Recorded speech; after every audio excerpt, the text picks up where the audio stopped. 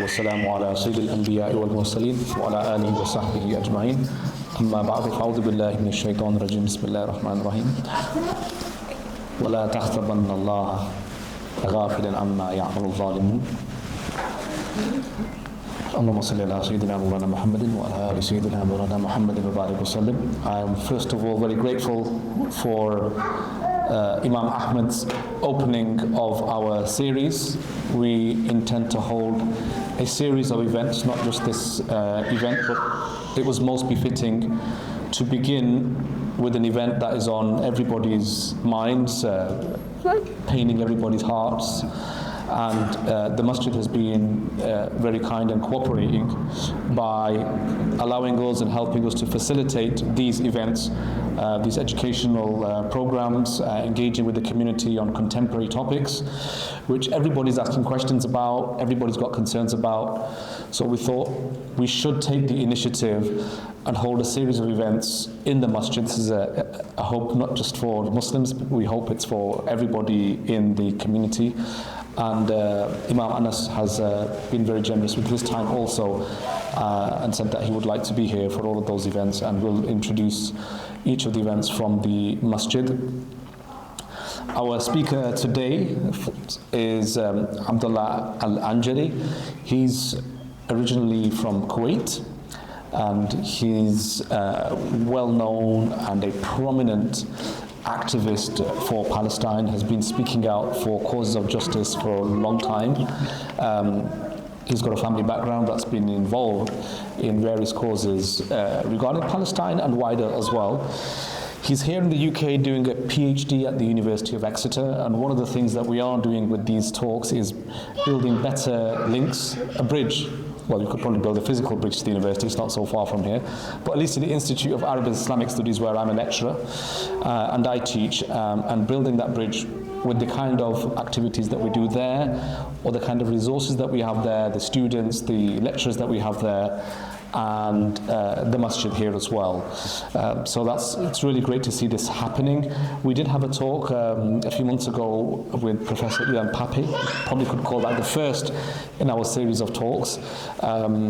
His book is here, and if you've not read Ilan Pappé's book, it's one definitely worth reading or getting started on if you are trying to find out more about what is happening in Palestine. And Abdullah Al Anjar happens to be a student, a doctoral student in a PhD under Professor Ilan Pappé, and also under Dr. Nadia Najjab. I'm not going to take too long because I do want Abdullah to begin with his talk, and there will be time for questions at the end as well. We have received, I think, a question or so online, which we'll be taking. But if anybody else has got any questions at the end, please do ask your questions, and you can think of some whilst our speaker is delivering his talk. This genocide has been going on for a very long time. I think we're all extremely shocked even, not just surprised that it's gone on for this long, and the international community, those that claim to uphold values of humanity, of justice, those that purport to be the founders of these principles, are just either letting this go by as bystanders or actually actively supporting it. And that pains us just as much as the genocide itself, that those speakers and those voices that always claim a sense of superiority because of holding these values are now actually either letting this go on or are actively supporting it. It was many months ago now that the Lancet report, which is a very authoritative medical journal, highly respected, said the actual number of deaths is around 200,000, and that was a number of months ago now. The actual number of deaths, which in Gaza, that is, that's indirect deaths, or deaths that we don't know about, people killed and are under the rubble, we haven't yet found them, or from medical disease, from starvation, malnutrition, and so on.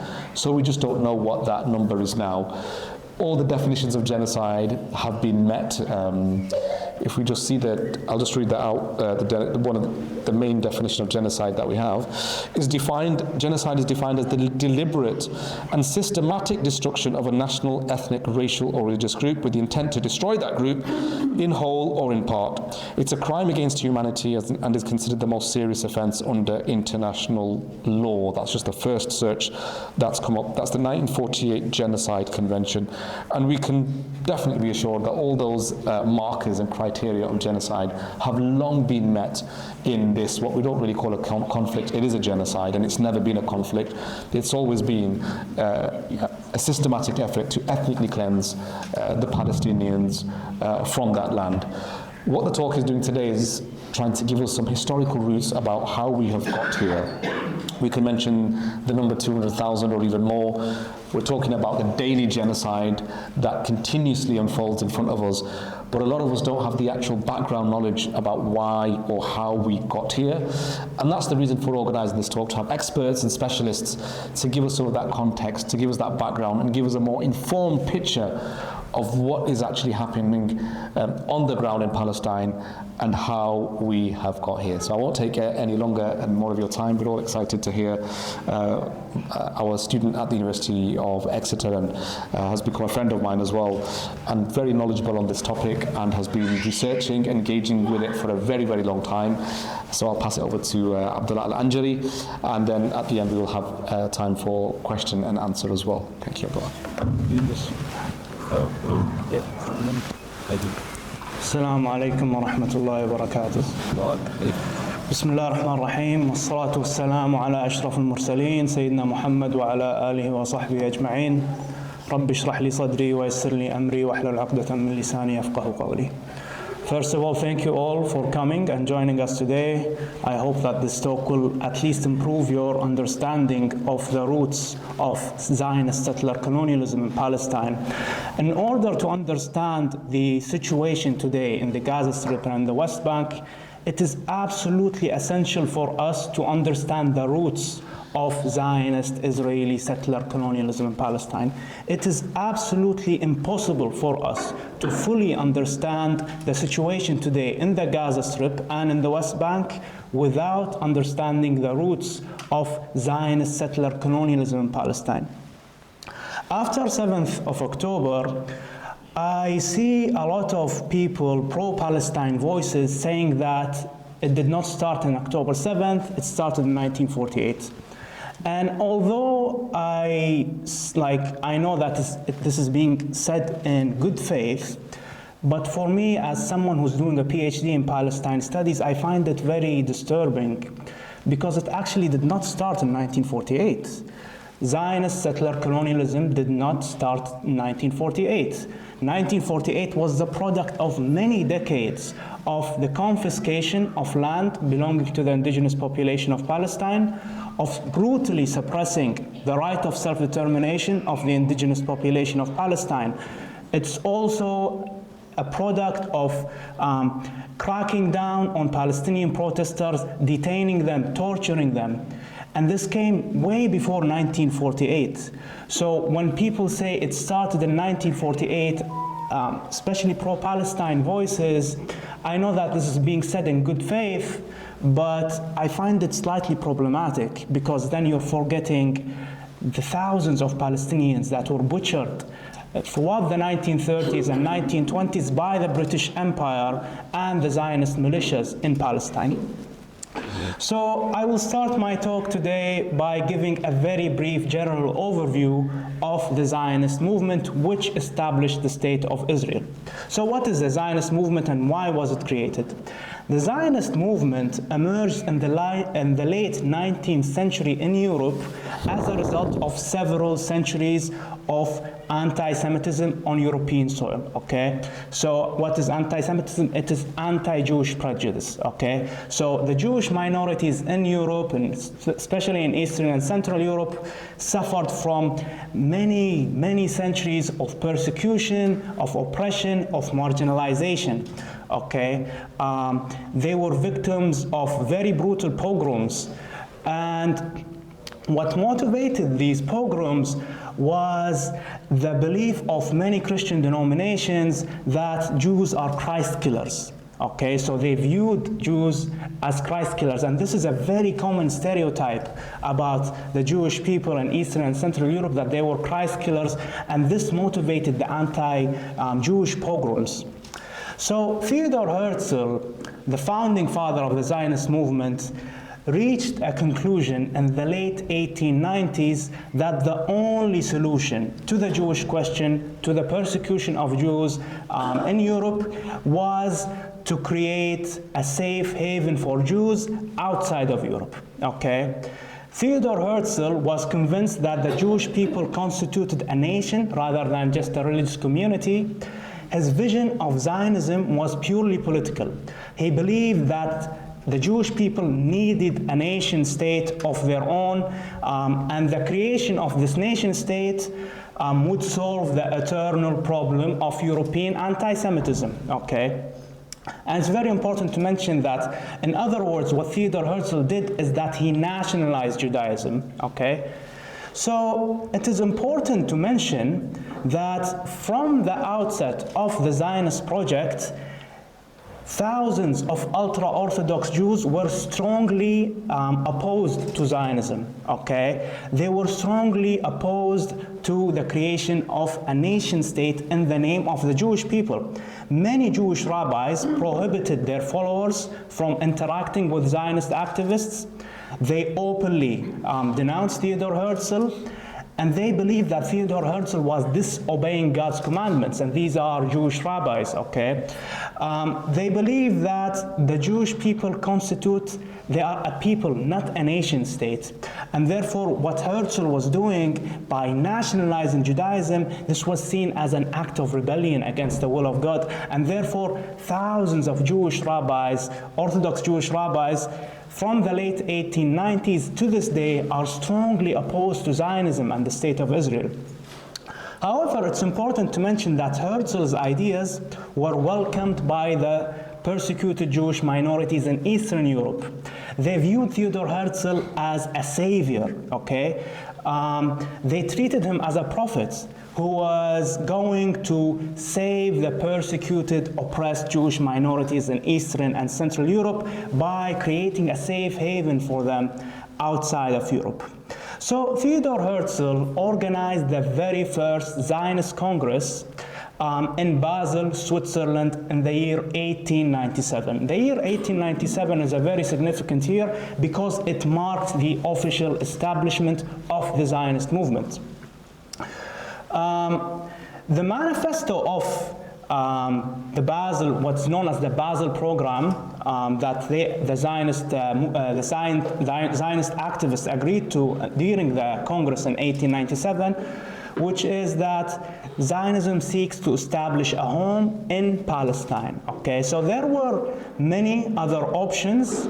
They discussed possibly establishing a Jewish homeland in Argentina. They discussed Uganda. However, they reached the conclusion that the persecuted Jews in Eastern and Central Europe will only be motivated to immigrate to Palestine, and therefore they chose Palestine because of its religious significance. Now, it's very, very, very essential to point out that until the official inception of the Zionist movement in 1897, the situation between Jews and Christians and Muslims in the Arab world was drastically different from the situation of Jews in Eastern and Central Europe. In the Arab world in general, and in Palestine in particular, Jews, Christians, and Muslims lived in peace and coexistence to a great extent. They shared the land for centuries, okay?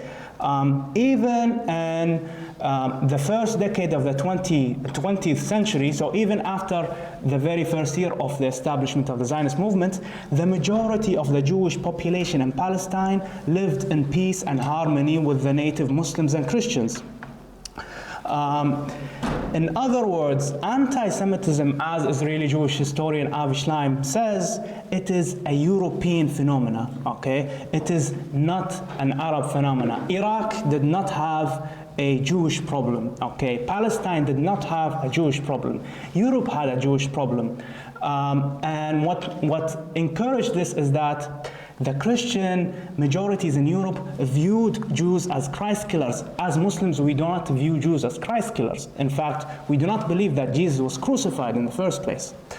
So a large percentage of the Jewish minority in Palestine, as I mentioned, they coexisted, they lived in peace and harmony with the local Muslims and Christians, they attended each other's weddings, they attended each other's funerals, they engaged with each other on business and so on. And the Jews in Palestine, they spoke Arabic, they spoke Turkish because they lived under Ottoman rule. They were fully integrated into society, unlike the situation in Europe, which was drastically different. Which brings me to my point that it is one of the most common misconceptions about Palestine, Israel today, is that this is an ethno-national conflict between Arabs and Jews. And this is a very superficial, naive view. And this view is the prevailing view today in the Western media. It is the prevailing view in many European Western societies, that this is an ethno-national conflict between Arabs and Jews, when in reality this is completely inaccurate. As I mentioned, Muslims and Christians and Jews coexisted for centuries in Palestine and throughout the Arab world. In reality, rather than an ethno-national conflict between Arabs and Jews, the situation today in Palestine, as I will explain today, is a struggle of an indigenous population against a European settler colonial movement, which is the Zionist movement. So, very briefly, what is settler colonialism? In order to understand settler colonialism, we have to distinguish between it and between classical colonialism, okay? So, in classical colonialism, the colonizers seek to exploit the natural resources of a land, like oil, like natural gas, gold, and so on, but they do not aim to uproot the local inhabitants, okay? In other words, in classical colonialism, the colonial powers steal the natural resources of a land, but they tolerate the existence of the local population of this land. On the other hand, in settler colonial, for settler colonial movements, the settler colonizers do not tolerate the presence of an indigenous population. Okay, they seek to completely eliminate and uproot the native population by perpetrating genocide, perpetrating ethnic cleansing, and so on. Okay. That's correct. The practices of the Zionist movement in Palestine, as I will explain, were extremely similar to the practices of other white European settler colonial movements that committed genocide against indigenous populations in North America and in Australia as well. So after the establishment of the Zionist movement encountered two major obstacles, okay? The first major obstacle was that Palestine was under Ottoman rule at the time, and there was no reason to believe that the Ottomans were actually willing to hand Palestine to the Zionist movement. And therefore, Theodor Herzl, the founding father of Zionism, believed that if the Ottoman Empire was not persuaded into granting Palestine to the Zionist movement must pressure other global powers to adopt Zionism and hand the land of Palestine to the Zionist movement. And this became one of the major goals of Theodor Herzl, which is to get the support of a global power, okay? The second obstacle that the Zionist movement encountered in Palestine was the presence of an indigenous population. Okay, as we already know, Palestine was inhabited, okay, by hundreds of thousands of people. Early Zionist settlers who migrated to Palestine were aware of the presence of a native population in Palestine. However, like other settler colonial movements that perpetrated genocide in North America and Australia, Zionism was motivated by the logic of the elimination of the native, okay, like other European settler colonial movements. The logic of the elimination of the native resulted in genocide in some cases, like North America and Australia, in which natives were victims of genocide and so on. In other cases, like Palestine, the logic of the elimination of the native led to an ongoing process of ethnic cleansing that we are still witnessing to this very day, okay? as I am speaking at this very moment, there are Palestinian homes being demolished in the West Bank. There are Palestinian homes being demolished in East Jerusalem. Palestinians in the Gaza Strip are living under a suffocating siege, okay? So the ethnic cleansing operations of the Israeli settler colonial state did not stop, okay? The Zionist leaders in the early 20th century, way before 1948, in the 1920s and so on, they were devoted to eliminating as many natives as possible in Palestine, as the wish to de-Arabize Palestine was a crucial pillar in Zionist thinking, okay? If you look at the writings of Zionist leaders in the 1920s, they openly discussed transfer, okay? Transfer of the indigenous population of Palestine. Transfer was a very polite word for expulsion, okay? Transfer was a very polite word for ethnic cleansing, okay? In the early years of the Zionist project, leaders of the Zionist movement propagated the idea that Palestine was a land without a people. I'm pretty sure many of you heard this. Palestine was a land without a people, okay? However, it is important to mention, I think many people actually misunderstand what they're saying.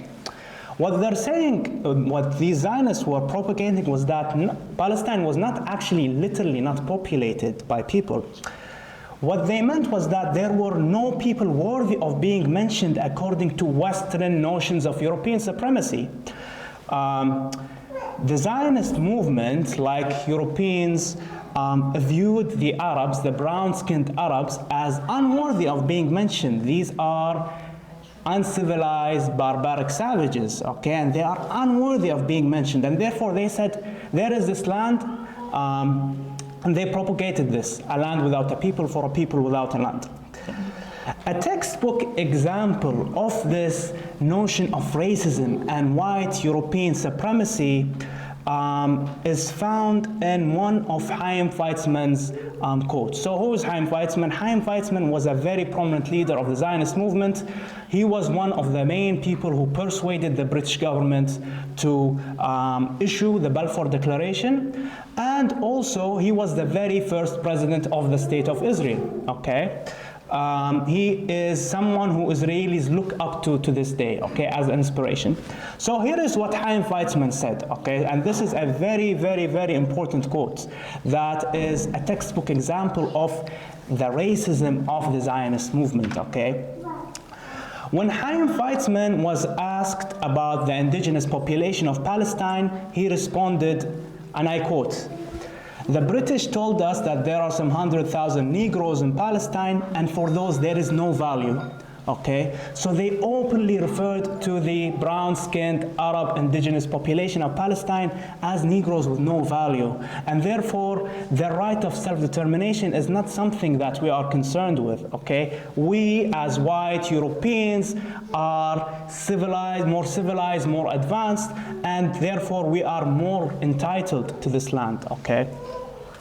So, as we already know, in 1914, the First World War erupts, and it's very important to mention that for 4 centuries, Palestine was under Ottoman rule. In fact, the entire Middle East was under Ottoman rule from the 1500s until the First World War in 1914, okay?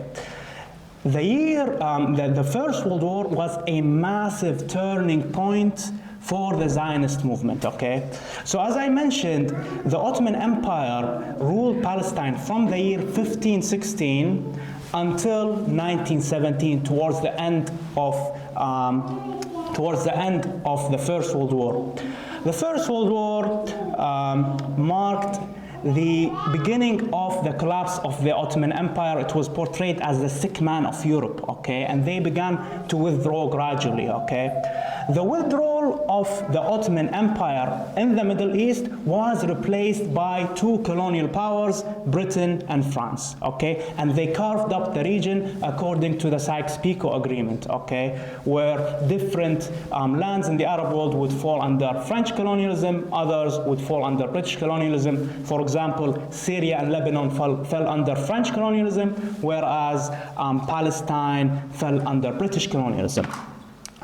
So in November 1917, towards the end of the First World War, the British government rewarded the Zionist movement by issuing the Balfour Declaration, which officially adopted the Zionist movement in the imperial plans of the British Empire.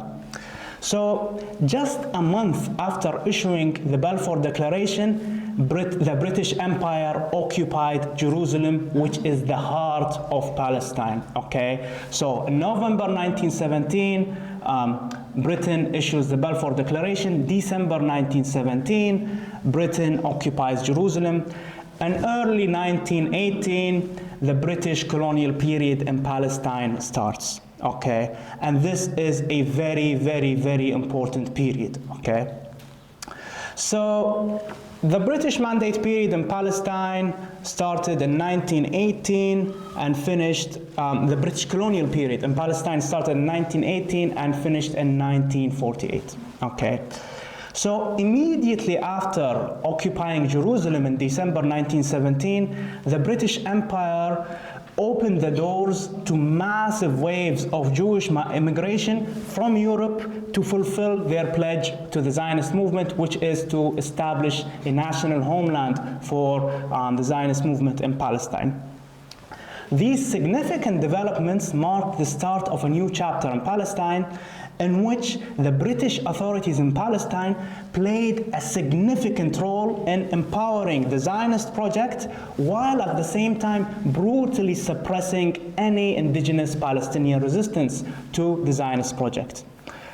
Following the First World War in 1918, the indigenous population of Palestine found themselves in a completely new reality. Their land was now promised. Their land was now ruled by the British Empire, which promised the land to other Europeans, the Zionist movement, as a national homeland. Over the 3 decades of British rule in Palestine, the British Empire has allowed the Zionist movement to settle hundreds of thousands of Jewish settlers from Europe and Palestine. They allowed the Zionist movement to build hundreds of Jewish settlements on confiscated Palestinian lands, and they helped the Zionist movement to lay the political foundation of their state, okay? So the British colonial period in Palestine from 1918 until 1948 was an absolutely crucial period for the Zionist movement, okay? The British authorities in Palestine facilitated the settlement of Jewish immigrants from Europe. They helped the Zionist movement in every way possible, okay? The British Empire in Palestine, they established a regime of institutional superiority that gave the Jewish settlers preferential treatment, okay?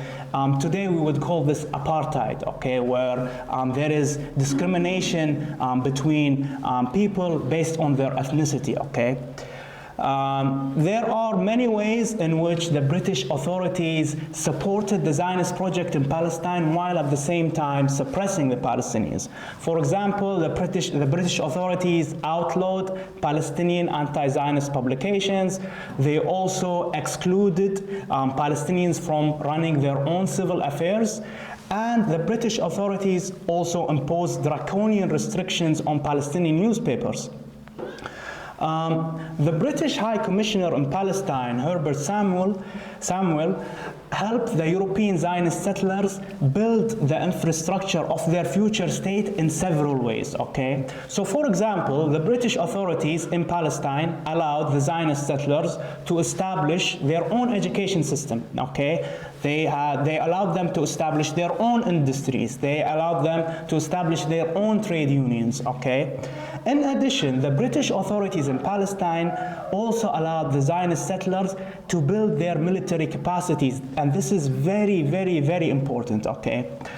The Zionists were able to establish paramilitary forces during the British Mandate period in Palestine, and in some cases there was cooperation between the Zionist militias and the British forces against the indigenous population of Palestine.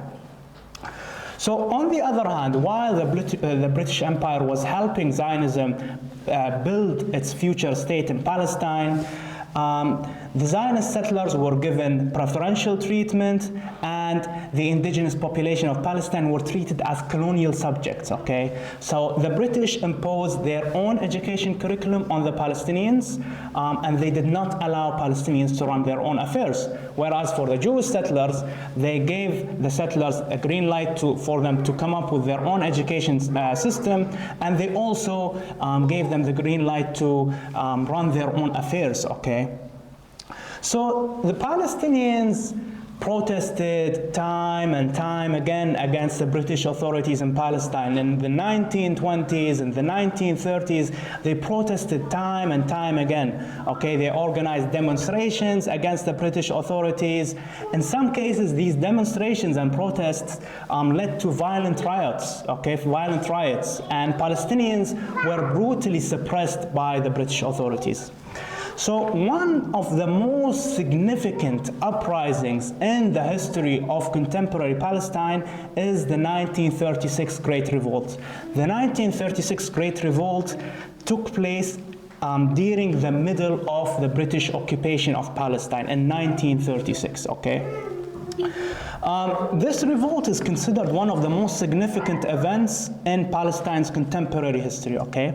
So two principal factors helped spark the revolt: the native Palestinians' desire for national independence and their anger towards British support for the creation of a Jewish Zionist state in their homeland. These two factors were the main factors that pushed Palestinians to revolt in 1936. In addition to these two crucial factors, there are other factors that contributed to the eruption of the 1936 uprising, which is the growing number of Jewish immigrants of Palestine since 1933. And as we already know, the year 1933 marked the rise of the Nazis in Europe, and this led to a much higher immigration of European settlers, European Jewish settlers from Europe to Palestine. Okay, so after 1933, hundreds of thousands of Jewish immigrants migrated to Palestine. So from the outset of the Great Revolt in 1936, Palestinian leaders made their demands very clear, okay?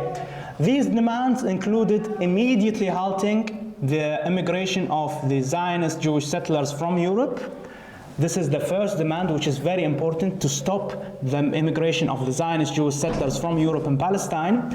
And the second demand is very simple and basic, which is to create a democratic government in Palestine, in which the demographic majority would rule, which is the Palestinians, okay? So they were demanding democratic governance, basically.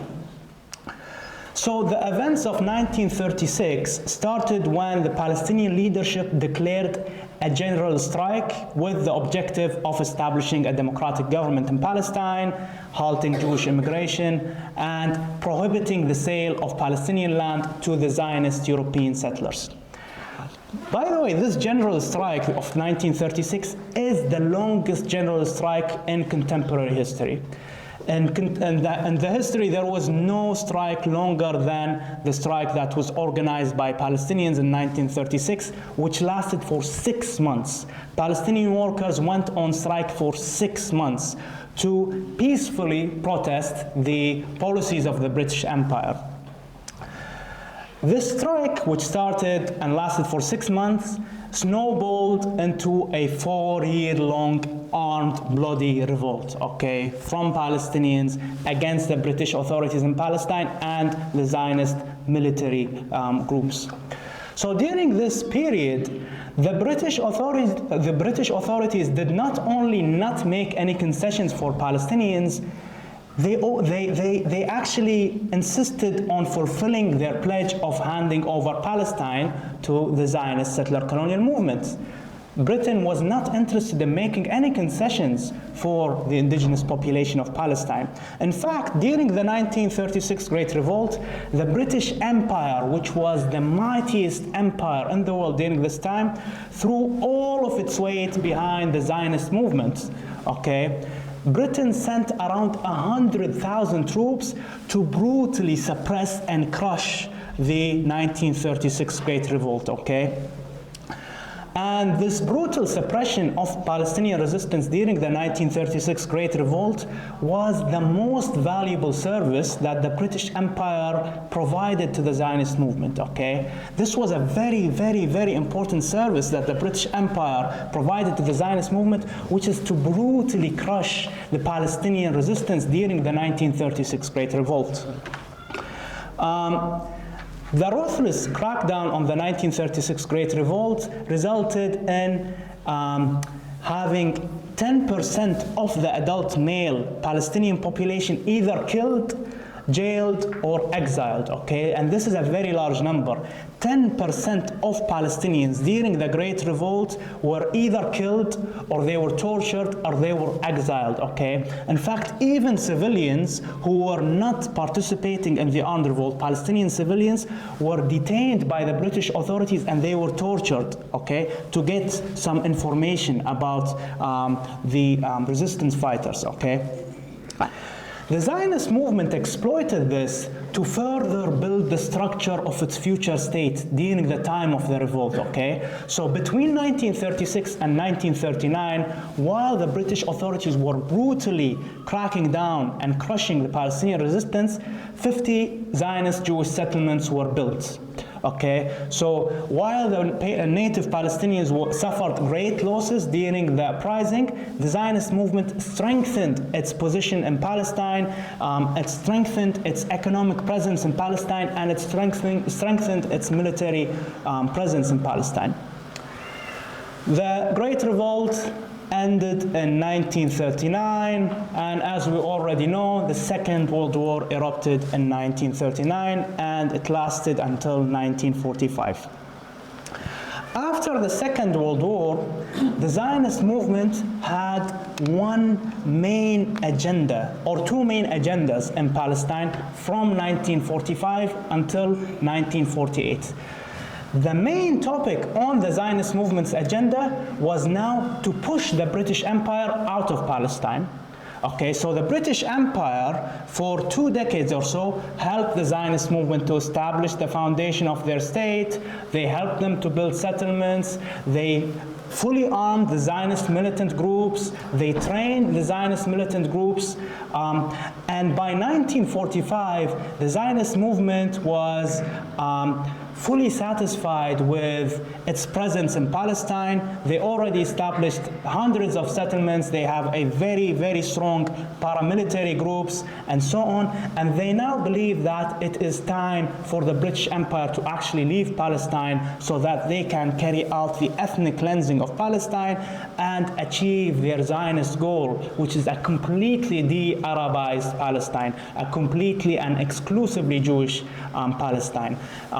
Ideally, they would not want a single Muslim or Christian Palestinian Palestine. They want it to be an exclusively Jewish state. So the Zionist militias began targeting both the Palestinians and the British officials in 1946. A textbook example of this is the bombing of the Camp David Hotel, the bombing of the King David Hotel in July 1946 by the Zionist militias. By the way, the architect of this terrorist bombing, which led to the killing of 91 civilians, including Palestinians and British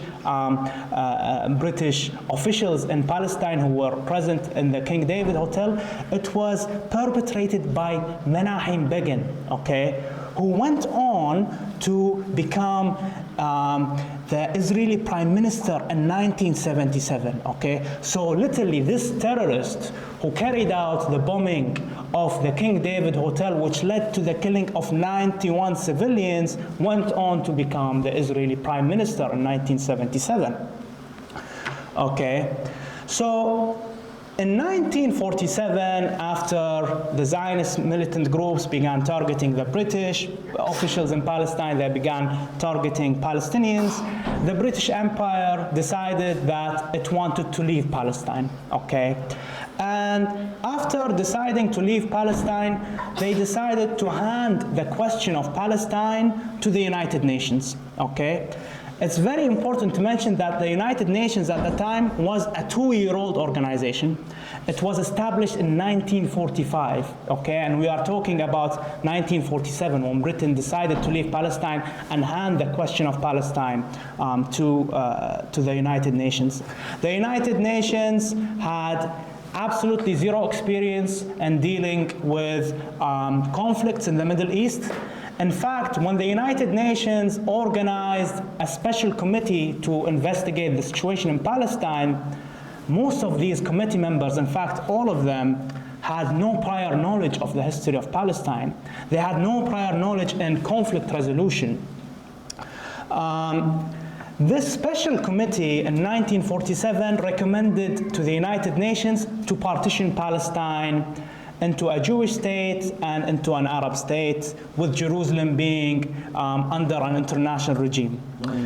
So by accepting the recommendations of this committee, the United Nations completely ignored the demographic composition of Palestine, as the Arab Palestinian inhabitants constituted a majority, a demographic majority. However, despite the fact that the Palestinians constituted a demographic majority in 1947, the Jewish state in Palestine was given 56%. So most of the land was actually given to the Jewish state, despite the fact that the Jewish settlers were a minority. On the other hand, the Palestinians, who were a majority in the land in 1947, were only given 44% of the land.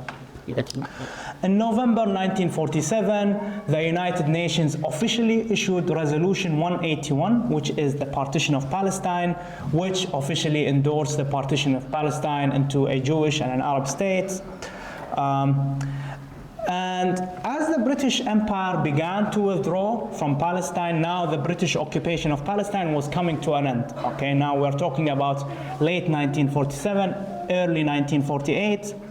The Zionist militias saw the departure of the British Empire as a perfect opportunity now to perpetrate the ethnic cleansing operations of Palestine. Okay, the ethnic cleansing of Palestine. The Zionist militias received training from the British Empire.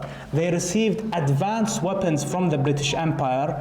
They were militarily much more superior than all of the Arab armies combined. So it's not only against the Palestinians. If you gathered all of the Arab armies combined, the Zionist militias in Palestine had more advanced weapons and they had more advanced training. They were trained by the British Empire, okay? So as the British Empire was withdrawing from Palestine, the 3 Zionist militias known as the Irgun, the Stern Gang, and the Haganah perpetrated the ethnic cleansing of Palestine, in which 700,000 Palestinians were expelled from their native homeland. On the 15th of May, after the very last British official left Palestine, the State of Israel was officially established at the expense of the indigenous population of Palestine. It's very important to mention that after the ethnic cleansing operations of 1948, the borders of the State of Israel expanded from 56% to 78%. Okay, so in 1947, the United Nations partition plan gave 56% to the Jewish state. However, after the ethnic cleansing of 1948, Israel expanded its borders from 56% to 78%. Okay, and as we already know, in 1967, it occupied 100% of Palestine. So throughout the Nakba, from December 1947, as the British Empire began to withdraw, until January 1949, a Jewish campaign of terrorization was launched against the indigenous population of Palestine. Okay, the Israeli settler colonial state was established on the ruins of the indigenous population of Palestine after a campaign of terrorization and ethnic cleansing. So in conclusion, and I will wrap up my talk with this today, what I spoke about is a very harsh story of settler colonialism, okay, in which foreign settler colonizers uprooted an indigenous population by perpetrating brutal massacres, by perpetrating aggressive ethnic cleansing operations with the help of the British Empire. So the British Empire and the United Nations were directly complicit in the suppression of the right of self-determination of the Palestinians. The first declaration of war on the indigenous population of Palestine was the 1917 Balfour Declaration. The Balfour Declaration was issued against the will of the indigenous population of Palestine. It was issued while completely disregarding the will of the indigenous population of Palestine. It was issued without the consent of the Palestinians. The British Empire promised Palestine to a European movement to establish a national homeland for them, okay? And this was the very first declaration of war on the indigenous population of Palestine. The second declaration of war, according to prominent Palestinian historian Rashid al-Khalidi, was the 1947 partition of Palestine by the United Nations for a very similar reason to the Balfour Declaration. The partition of Palestine was also issued against the will of the indigenous population of Palestine. It was issued without the consent of the indigenous population of Palestine. The United Nations gave 56% of Palestine to the European Zionist movement without the consent of the indigenous population of Palestine. And as a result, this marked the establishment of the Zionist settler colonial project in Palestine. Now, how unique is Israeli settler colonialism in Palestine? The answer is that Israeli settler colonialism in Palestine is not unique. The Israeli settler colonial state was founded on the ruins of the native population of Palestine after perpetrating ethnic cleansing operations. Other European settler colonial movements also uprooted and perpetrated genocide against indigenous populations in North America, in Australia, and Africa. And the practices of the Zionist movement were extremely similar to the practices of other white European settler colonial movements that committed genocide against indigenous populations in North America, Australia, and so on.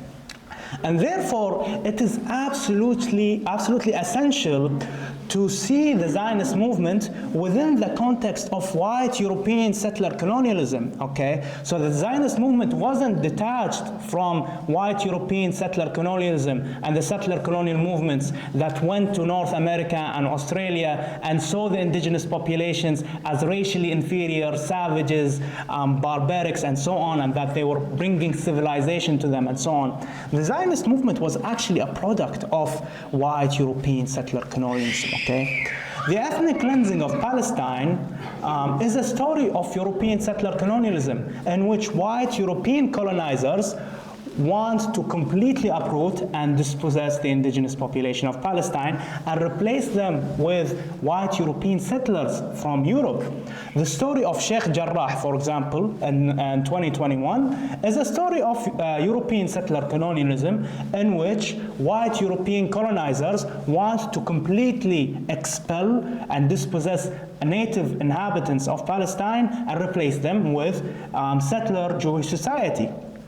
Okay, and to wrap up, as I mentioned, the history of Palestine, or the contemporary history of Palestine, it's very important for us to understand that the phase of the British Mandate period in Palestine, or the British occupation of Palestine from 1918 until 1948, was extremely essential and crucial for the Zionist movement. Okay, the British Empire facilitated the immigration of hundreds of thousands of Jewish settlers in Palestine. They helped the Zionist settlers establish settlements in Palestine on lands belonging to the indigenous population of Palestine.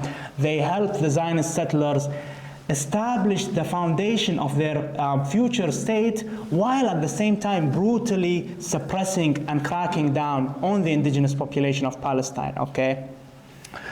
And lastly, and I will conclude with this, it is extremely essential to point out that Israel's ethnic cleansing operation did not stop in 1948, by the way. Israel's ethnic cleansing operations are ongoing to this day, okay?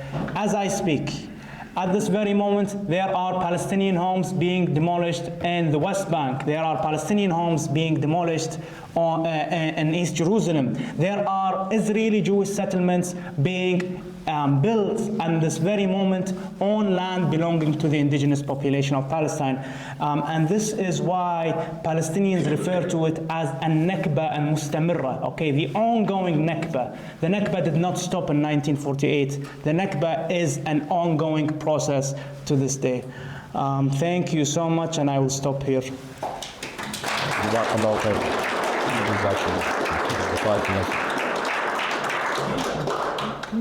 Thank you for that very wide-ranging talk and history that you've managed to condense in such a short space of time, mashallah. And just as you were speaking there, mentioning this Al-Nakba al-Mustamirra, I mentioned the Lancet report, and just today we saw in the news that the UK lawyers for Israel had responded to another report which was in the Lancet again, saying that, well, they criticized the Lancet for saying that a reduction or around starvation policies in Israel that were criticized, and they responded by saying a reduction in obesity is going to happen due to the humanitarian crisis and those policies of starvation. And contrary to what the Lancet was saying about life expectancy in Gaza being incredibly reduced now as a result of the genocide, the UK Lawyers for Israel, who have been condemned by many people now, has said that actually the Lancet have not seen that. This will reduce obesity in Gaza and will in fact increase life expectancy in the long run. I mean, this is the absurdity that we are dealing with, and every day is bringing a new story. I mean, I think this is a story that's too long to tell, even just looking at the current genocide itself. But then when we look at the whole history, we know how much there is yet to learn, and especially the lessons for today. So we will open up for questions. Just before I take the first question, I will just like to give you a notice that our next talk, we have a date for the next talk as well. It's going to be in a month's time. It's going to be during the 16th of June, is it right? It's going to be on the Kashmir crisis. Everybody's been probably seen that on the news of what's happening at the moment. Often neglected. People don't know enough about Kashmir. It's another instance of colonialism, a very brutal occupation of the Kashmir people in occupied Kashmir at the hands of the Indians, and been going on for roughly about the same duration, but we don't know enough about that one for sure. It's often been neglected in the media, in the UN as well, and a colleague of Abdullah's will be giving that talk, a student again from the institute called Abdullah Muaswis, and the title of his talk is going to be The Kashmir Crisis and the Palestine Connection. So he will be relating, he's Palestinian himself by the way, he will be relating that to what we are seeing in Palestine as well. So please do look out for that. I think we may already have a registration code. You can sign up, but that will be distributed on our various social media networks. So I'll just ask, are there any questions from the audience? I have someone by. We'll start from the right and then we'll work our way towards the left. Thank you very much for your chamber today. I have two questions, but I'll ask one and then I'll finally ask the second. But the first refers to your letter mention of the partitioning in 1947. And it's that there's another pivotal partition in 1947, which was that India from British rule. And I wondered if one had influenced Europe in any way from your perspective. To be honest, I'm not sure about the situation in India because I specialize in Palestine studies, but this was, I think, So the United Nations was established only 2 years before this. And they had absolutely no prior knowledge of how to resolve, like how they have no knowledge of conflict resolution. They had no experience in handling conflicts. And very naively, they recommended the partition of Palestine, and I would imagine that they also recommended this for other conflicts without actually looking deeper into the roots of these conflicts. In Palestine, for example, establishing one democratic state in which everyone gets equal rights would have solved this issue to a great extent rather than partitioning the land. Regarding the situation in India, I'm not quite sure about it, but I'm pretty sure that the United Nations in 1947, the year that they partitioned Palestine and the situation in India, they were only established 2 years before, so they had no experience in conflict resolution. I'm pretty sure if they had much more experience, they would have dealt with the situation much better. But deciding just to simply partition and have two segregated states was actually tragic, and it had disastrous effects to this day. Thank you so much for your question. Sorry. I wondered if you had an idea of how they would solve this, because a two-state won't work, and the trouble is, it's not just, it's all over the world. You've got America going around causing trouble, Britain follow, they pull out, and there's chaos. I can say it because I can't go into too much detail, but I was a former British Army soldier, and I know what bullies America are and what this country's done. It's all for a while having wars, but while wars are going on, innocent people on both sides, I will say both sides, are dying. So, you know, what do you think they're going to do to try and resolve it? So this is a good question. So, as you already mentioned, the two-state solution, it's dead. It doesn't exist anymore. The two-state solution died in 1967 when Israel occupied the West Bank and East Jerusalem and immediately started ethnic cleansing again and establishing settlements and so on. Now, there isn't a specific solution that will be like, that will fix a situation like this, you know? We have Zionists who believe that they are racially superior. They believe that they are exclusively entitled to the land. And before we discuss even a solution, we have to educate them we have to de-indoctrinate them, okay? We have to re-educate them about Palestine, because as I mentioned, Palestine was inhabited by Muslims and Christians and Jews for hundreds of years. However, the white European Zionist settlers, they believe that they are racially superior, and they believe that they are exclusively entitled to the right, to the land. If we establish one state today, which is one of the main solutions put forward by Professor Ilan Pappé and Professor Nadia, Naser-Najjab, my supervisors, and many other scholars, I think it's very difficult to abolish the Israeli apartheid regime as with these Zionist settlers still believing in their racial superiority and their exclusive entitledness to Palestine, okay, that they are exclusively entitled, like Itamar bin Ghafir and Bezalel Smotrich. They don't seek to share the land with the Palestinians, okay? There are other Jews who are anti-Zionist who would not mind at all sharing the land with the Palestinians, but these indoctrinated Zionist settlers, the Messianic ones, have absolutely no interest in sharing the land. And therefore, we must first of all discuss abolishing Zionism, abolishing the apartheid regime in Palestine that treats the indigenous population of Palestine as an inferior racial group. After we dismantle the Israeli apartheid regime, and then maybe we can discuss a one-state solution, maybe a binational state or something like that. But before we even discuss a solution, we must dismantle the Israeli apartheid regime. and stop the ethnic cleansing operations and so on. But as long as these ethnic cleansing operations are being perpetrated, we shouldn't talk about a solution. We should actually discuss stopping these things first and abolishing the regime that treats the indigenous population of Palestine as an inferior racial group, and then we can discuss a solution. Yeah, I hope this answers your question. Thank you. Yeah. Yeah. A question. For me, when you say Palestinian historically, which ethnic group do you mean? Are you just meaning Palestinian Arabs, Palestinian Jews, Palestinian? Because my question is before 1948, you said Palestine was owned by the British. Before that, it was owned by Ottomans.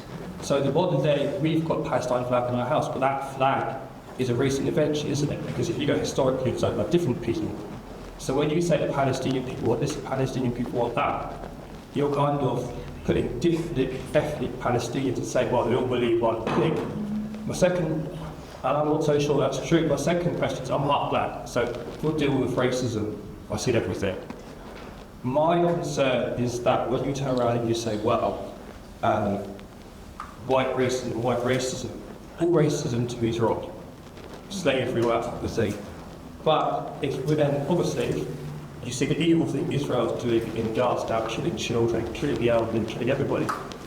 Why, if it's a case of Sauron versus the hobbits, good versus evil, is that clear?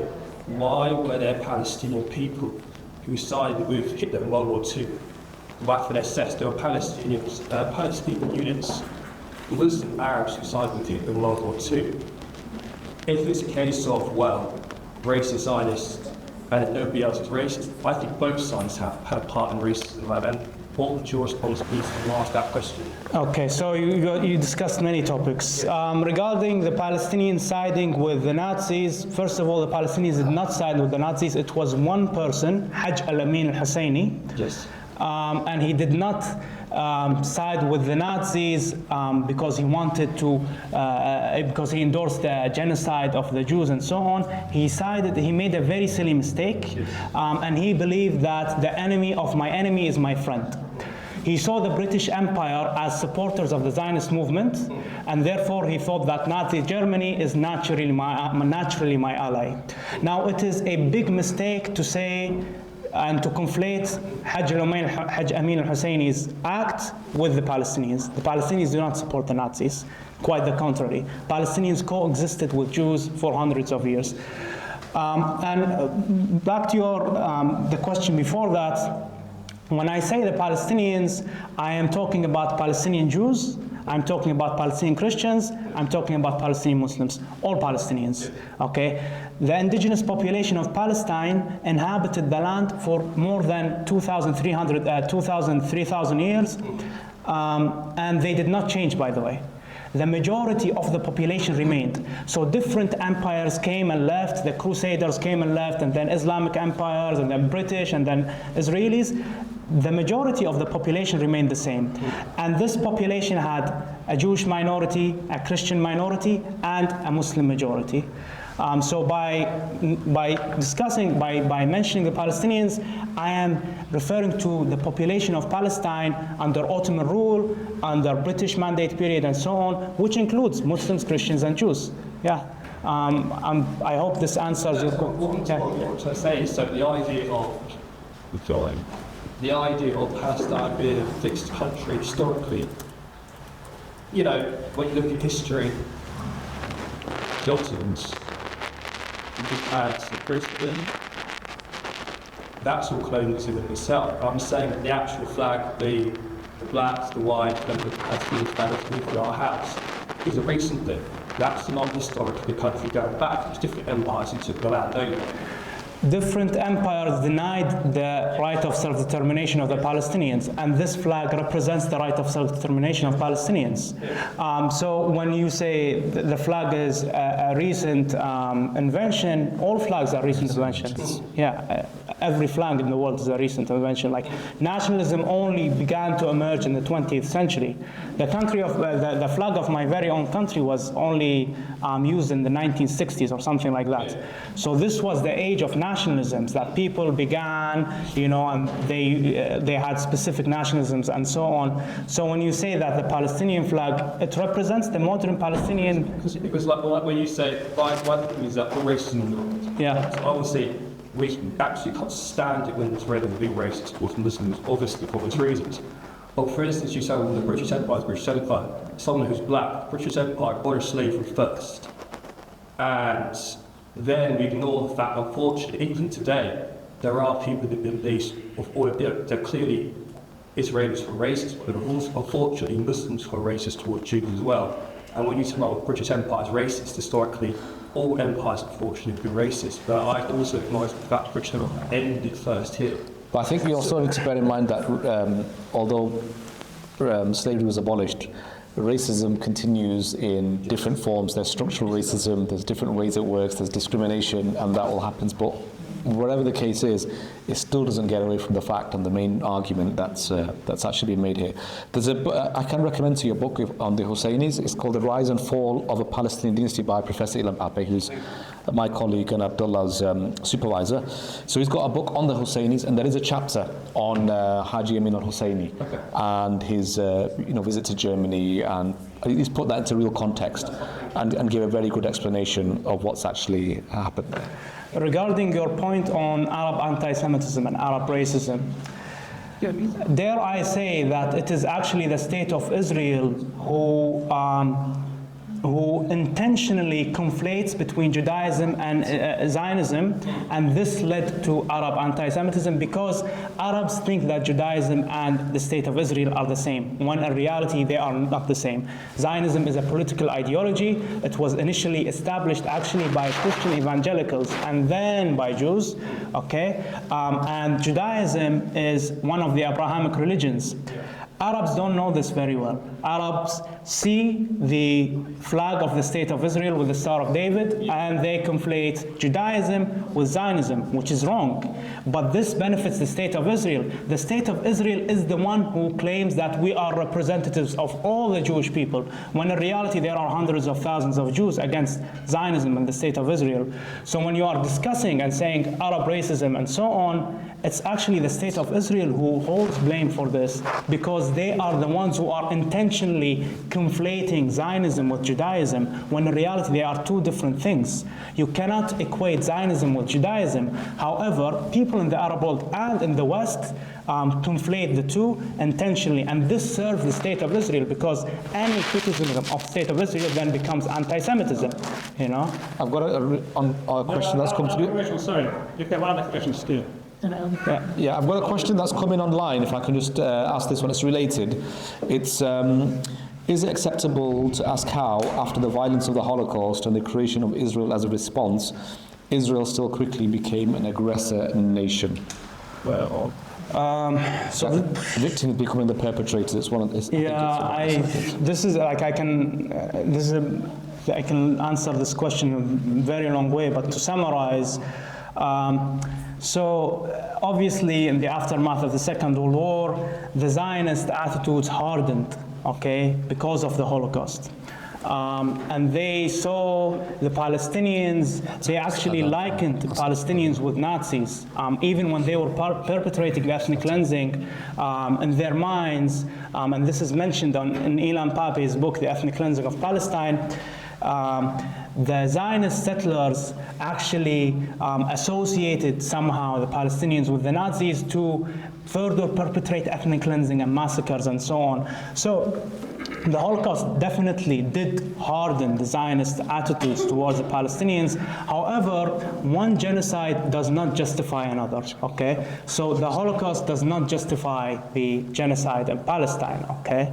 Yeah, this is it, yeah. We have, yeah, go ahead.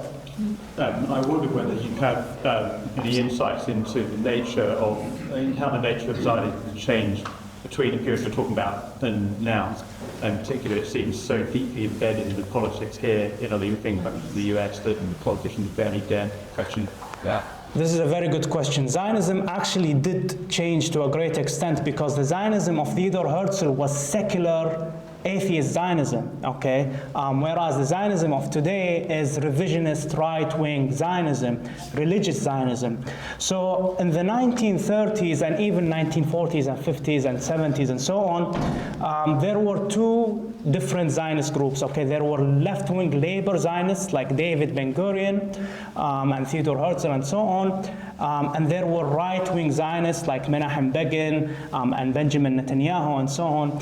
So the Zionism of the 1930s, which was based on secularism and left-wing labor ideology, it gradually changed in the last couple of decades, especially with the rise of the right-wing Likud, who have a revisionist right-wing Zionism following Vladimir Jabotinsky. You can read more about this, about revisionist Zionism and Vladimir Jabotinsky.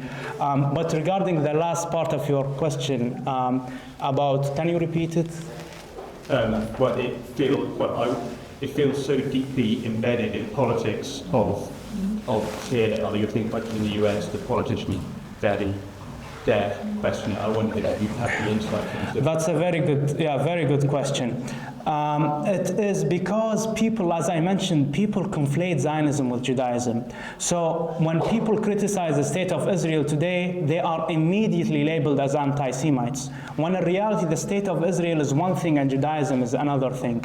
And this is why many politicians are afraid to criticize the state of Israel, because they are aware that immediately the Zionist lobby will target them and that they will be silenced because of their criticism of the state of Israel. And that's why I was explaining it's absolutely essential to distinguish between Zionism and Judaism. Zionism is one thing, Judaism is another. The state of Israel is one thing, Judaism is another. When we are criticizing the state of Israel, we are not criticizing the Jewish people, okay? There are hundreds of thousands of Jews who are against the state of Israel, who are anti-Zionists. But people don't understand this. People think automatically that any criticism of Israel is a criticism of Judaism. And this is extremely misleading and inaccurate. You know, my own supervisor is an Israeli Jewish historian, and he's an anti-Zionist, just like many other Zionists, Orthodox rabbis who strongly denounce Zionism and so on. So we must make this distinction between Zionism and Judaism. And criticism of the state of Israel does not equal criticism of Judaism. Okay? Yeah. I hope this answers the question. Maybe time for one more questions from the ladies' side. Yeah. There's going to be a call to prayer in a couple of minutes. Yeah. We can either, if there are questions, we can let the call to prayer happen and then take one or two more. We do need to keep it brief, but about 5:30. So if you hear the call to prayer, we'll just be silent while that happens, and then we can continue with the answer, because I think it's going to be about a minute. Yes. And I'm just wondering what your perspective is on the influence of the Old Testament on the colonialism of Palestine, as well as the continuing support for the ethnicity of British Palestinian population. This is an excellent question. The entire idea of Zionism was actually taken out of the Old Testament and the New Testament and so on. In fact, evangelical Christians, who are the very first and the biggest supporters of Zionism, based their support for Zionism based on biblical myths, that the Israelis today are associated with the ancient Israelites and so on, and the state of Israel continuously mentions that, we came back to our ancestral homeland and so on. And this is entirely misleading. And this is one of the many myths concerning the state of Israel today. First of all, the ancient Israelites who existed 2,000 or 3,000 years ago are absolutely not related to the Israelis today. The Israelis today are Ashkenazi European settlers who came from Poland, who came from Russia, and so on. And therefore, when they are referring to the Old Testament and Bible and saying that, we are descendants of the ancient Israelites, this is entirely misleading. The Old Testament has a significant role to play in the and the situation today, I highly encourage you to read a book called The Bible and Zionism by a Palestinian historian called Nur Masalha. This is a very good book that explains how Zionists exploited the Bible to justify the colonization of Palestine. There is another very good book, it's called Decolonizing Palestine by a Palestinian Christian scholar, and it's also very good. He discusses how the Old Testament is weaponized to justify Israeli settler colonialism in Palestine. This is a very good question. Thank you so much. Okay, I think we should... There's a question here as well. Yeah. Good. Until the Adhan comes, we can keep going. A question about the word anti-Semitism. Yeah. When I looked up the word Semite some years ago, it said Semitism relates to some language. It relates really to language of the Levant. So it's a language that's spoken by generally Arabs. It's all right. No, we'll carry on after. We'll carry on after. And We'll just pause for a second. can I speak or? He might not hear you. We'll pause for a second. Oh, I see. I'm sorry.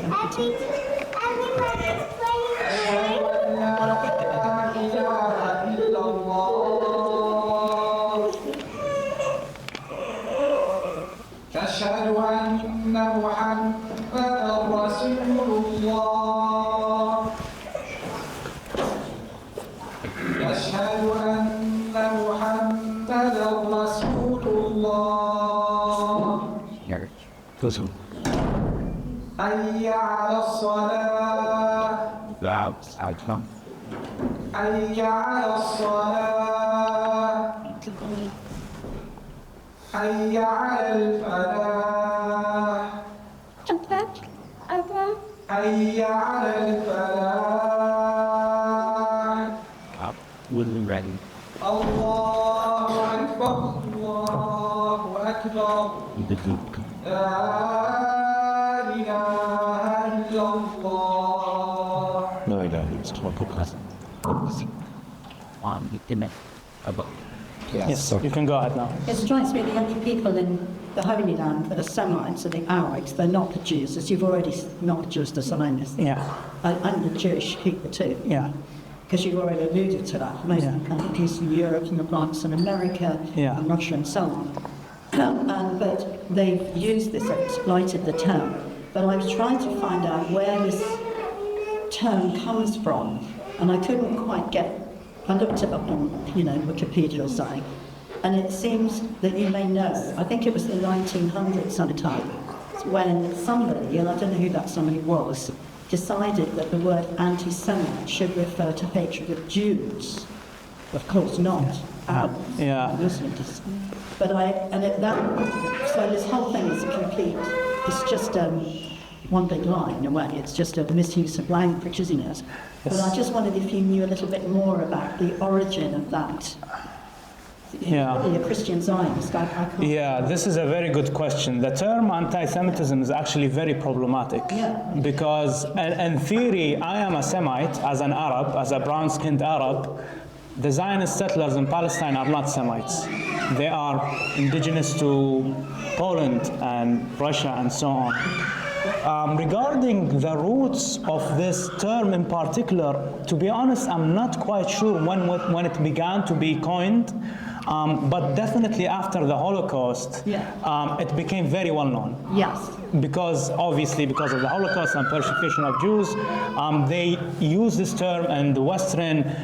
By the way, we don't use it in the Arab world. It does not exist in the Arab world. Like when in the Arab world, when you tell someone Mu'adat Samiya, they only began knowing it very recently because it comes out of Europe, and something very important, I think, because anti-Semitism existed in Europe, not in the Arab world, it came out of Europe, and they used it for Europe in a European context. When you come to the Arab world in the early 20th century and go to Iraq and ask Jews about anti-Semitism, they will tell you, what does that mean? It does not exist, Even if there are minor issues between Jews and Christians and Muslims, there was no systematic persecution of Jews and so on. But regarding the term itself, it originated in Europe, it came out of Europe. I'm not sure when exactly they began using it, but yeah, I think It's complete nonsense, isn't it? It was, Definitely. the term was coined in 1879. Wilhelm Marr, and that's when it actually got coined to refer specifically to anti-Jewish sentiments in that particular context. But as he's just mentioned, Semitic languages, Arabic is a Semitic language. In fact, the largest spoken Semitic language is actually Arabic. So the first people who that correctly should refer to if you're anti-Semite is actually if there's anti-Arab sentiment, because they are the largest people that speak a Semitic language. So anti-Semitism should primarily refer to anti-Arab prejudice rather than anybody else. We may have time for just one final question if there is. There's a couple, maybe we can take two. So should we take one here and then there? We will take both, and then we'll end out at just these two last questions. Is there another one? Yeah. I think it's just two. Okay. Okay, go on. Yeah. I have great hope that the root of the Abrahamic faith is such that we can sit here together. There may be Jewish people here, there may be Christian people, there are people of Islam. And I only hope that dialogue will in actual fact continue, and we will have a better understanding and tolerance in respect of that. And occasions like this contribute greatly to that. I'd like just to ask you with regard to the Islamic understanding of Abraham's covenant as recorded in the Bible and I think in the Torah, with regard to his promise to Abraham of a land for the Jewish people of that time. Is that something which is accepted within Islam, that the Jews were promised a homeland? Well. So when we are talking about that time, we're talking about thousands of years ago, and then after Abraham came many prophets, Moses and Jesus and then Muhammad, and therefore even if it's, to be honest, I'm not entirely sure about the Islamic perspective about this, but there isn't such a thing in Islam as promising the land exclusively for the Jewish people. Yeah, because if you look at the different Islamic empires that ruled Palestine, the Jewish people lived in peace and harmony with the indigenous population, the Muslims and Christians. Islam does not actually incite against minorities, quite the contrary. When Salah ad-Din liberated Palestine, liberated Jerusalem, he was very eager to keep the churches as they are, and if you look at the different Islamic empires that ruled Palestine, they did not eliminate the minorities, quite the contrary. This was actually the product of Zionism. The Zionism believes in exclusively Jewish state, and of course there are many Jews who are opposed to Zionism and so on. Regarding your what you said about dialogue, I'm more than interested in dialogue with Jews, with Christians, as long as they condemn Zionism, as long as they condemn the state of Israel. If they are Zionists or Zionist sympathizers, then you are supporting settler colonialism on our land, and this is immoral and unjustified, Regarding dialogue, I'm more than happy to have dialogue with as many non-Muslims, as long as they are anti-Zionists. Yeah. Sorry, with one very quick thing. I looked this up before. This is the letter which in actual fact was the Balfour Declaration. Yes.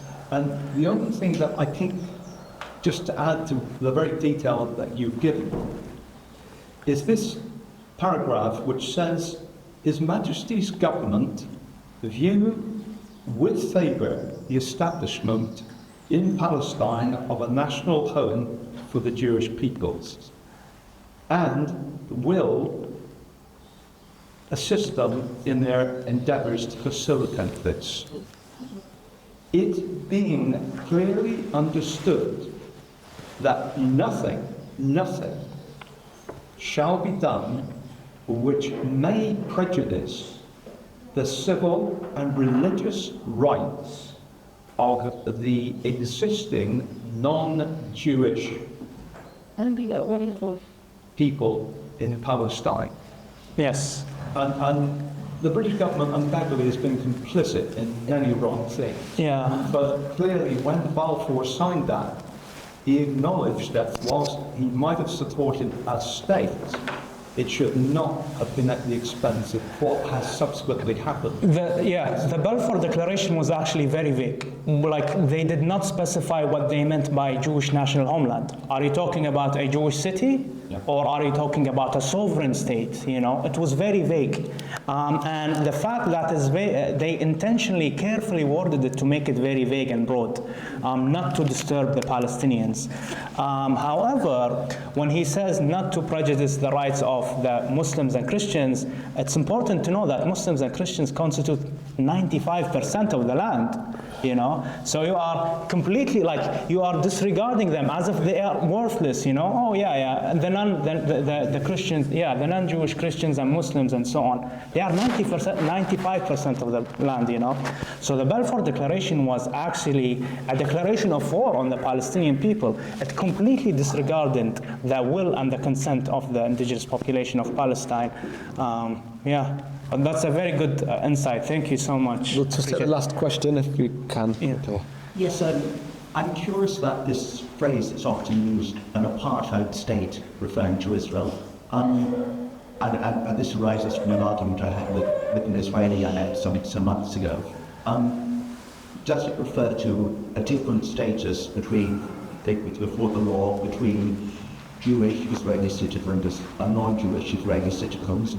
Or does it mainly refer to the enormous difference between an Israeli citizen and a Palestinian who's not a citizen? Or does it refer to both? This is a very, very good question, and very important question. I was actually planning to give my next talk about apartheid in Palestine. So the term apartheid comes from South Africa. So it described the apartheid regime in South Africa. Apartheid basically means when you have a regime that treats people purely based on their ethnicity. If you belong to one ethnicity, you get all the rights and privileges. If you belong to the other ethnicity, you don't get any of the rights and privileges. So the apartheid regime in Palestine, the Israeli apartheid regime in Palestine today, refers to the Israeli regime that occupies 99% of Palestine. Okay, so from 1967 to this day, the entirety of Palestine was occupied by Israel. They withdrew from Gaza in 2006. However, 99% of Palestine remains under Israeli colonialism. The term apartheid, I highly encourage you to look at two important reports issued by Amnesty International and Human Rights Watch. Both of these reports were issued in 2022, and these are significant reports that officially label Israel as an apartheid state. They concluded that there is one regime today that rules from the Jordan River to the Mediterranean Sea. Okay? This is the Israeli regime. The Israeli regime treats the indigenous population of Palestine in one way, and it treats the white European Israeli settlers in another way. In other words, you have two ethnicities living in this land. One ethnicity gets all the rights and privileges, the other ethnicity gets absolutely no rights and privileges. And this is even if they are Palestinian citizens of Israel, by the way. So it's not only Palestinians in the West Bank or Palestinians in East Jerusalem, even Palestinian citizens of Israel are victims of Israel's apartheid regime. This is what the Amnesty International and Human Rights Watch report concluded. In addition to that, Israeli apartheid is not only limited to Israeli right-wing governments, which is very, very important, okay? The Israeli apartheid regime is established by left-wing and right-wing governments, okay? So regardless of whether it's the left-wing David Ben-Gurion and as prime minister or the right-wing Benjamin Netanyahu, all Zionists, all Israelis are committed to the apartheid regime which treats the indigenous population of Palestine as an inferior racial group. And again, I highly encourage you to look at the reports of Amnesty International and Human Rights Watch, because you will find a lot of details about this. Yeah. Just before we close, very quickly, because we are in a masjid, on the question of racism, I think we should address this, that in Islam there is no doctrine of racism. There is no systematic, or there's never been a systematic move or an agenda or a strategy or a policy of racism. The Prophet Muhammad ﷺ very explicitly said, no Arab is greater than a non-Arab, and vice versa. No black person is greater than a white person, or white person greater than a black person, and so forth. The Quran is very explicit as well that we are being created differently in tribes and nations, but the only marker of superiority is piety only. So as a doctrine or as a system or as a policy, it's never existed. But are there individuals, or have there been people in the Arab world or in the Muslim world that have been racist or exercise racist attitudes? Yes, that happens. It's not that it's not a problem, but it's not there as a point of. That's the impression I had, because what concerns me is, for instance, you said about Tuesday exclusion for it's dead. It's not going to happen. So when you say, for instance, just demolish the state, have one state, my question is, I'm for free Palestine. But depends what you mean by free, because surely if you mean free Palestine, who's going to run it? It's not going to be like Robin Hood, thankfully, or Boris Johnson. It's going to be someone like Hamas. Hamas to me. What we'll do is, we've got refreshments, because we have to close it, and we've got prayer at 6 o'clock. So over refreshments, anyone who got any other questions, because I think there might still be some more, we're happy to have discussions over refreshments before the prayer starts at 6 o'clock. I'm just going to hand it over to the Imam to close the session today. And again, thank you for everybody who's here. Just a reminder, weekend protests for Palestine happen in the city centre. Wednesday evenings, the vigils happen as well, so keep them in mind as well.